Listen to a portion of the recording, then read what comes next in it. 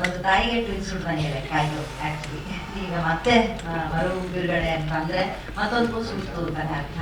So ಹಾಗಾಗಿ ಈ ಕೂಸನ್ನು ಕೂಡ ನೀವು ನೋಡ್ಲೇಬೇಕು. ಇದ್ರಲ್ಲಿ ಇರೋಂಥ ಒಂದು ಫ್ಲೋ ಫಸ್ಟ್ ರಿಲೀಸ್ ಅಲ್ಲಿ ಏನ್ ಫ್ಲೋ ಕಟ್ ಆಗಿತ್ತು ಅಂತ ನಮ್ಗನ್ನಿಸ್ತು. ಎಲ್ಲೋ ಒಂಚೂರು ಏನೋ ಒಂದು ಮಿಸ್ಸಿಂಗ್ ಇದೆಯಲ್ಲ ಅಂತ ಅನ್ನಿಸ್ತು. ಈ ಕೂಸು ಅದನ್ನ ಕಂಪ್ಲೀಟ್ ಮಾಡಿದೆ ಅಂತ ನಾನು ಹೇಳಲಿಕ್ಕೆ ಇಷ್ಟಪಡ್ತೀನಿ.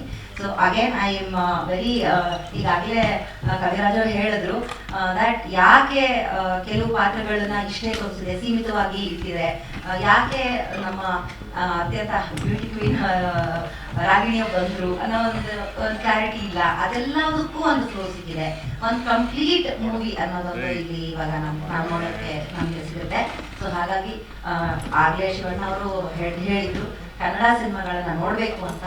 ಈಗ ನಾವು ಬೇಡ್ಕೊಳ್ಳೋದು ಅಷ್ಟೇ, ಕೇಳ್ಕೊಳ್ಳೋದು ಅಷ್ಟೇ, ನಿಮ್ಮ ಆಶೀರ್ವಾದ, ನಿಮ್ಮ ಸಪೋರ್ಟು, ಪ್ರೇಕ್ಷಕರ ಸಪೋರ್ಟು. ಥಿಯೇಟರ್ಗೆ ಹೋಗಿ ಸಿನಿಮಾ ನೋಡಿ, OTT ಪ್ಲಾಟ್ಫಾರ್ಮ್ ಅಲ್ಲಿ ಬರುತ್ತೆ ಬಿಡು ಆಮೇಲೆ ಕೂತ್ಕೊಂಡು ನೋಡೋಣ ಅಂತ ದಯವಿಟ್ಟು ಕಾಯಬೇಡಿ. ದಯವಿಟ್ಟು ಸಿನಿಮಾಗೆ ಮತ್ತೆ ನಮ್ಮ ಎಲ್ಲರಿಗೂ ನಿಮ್ಮ ಆಶೀರ್ವಾದ ಬೇಕೇ ಬೇಕು.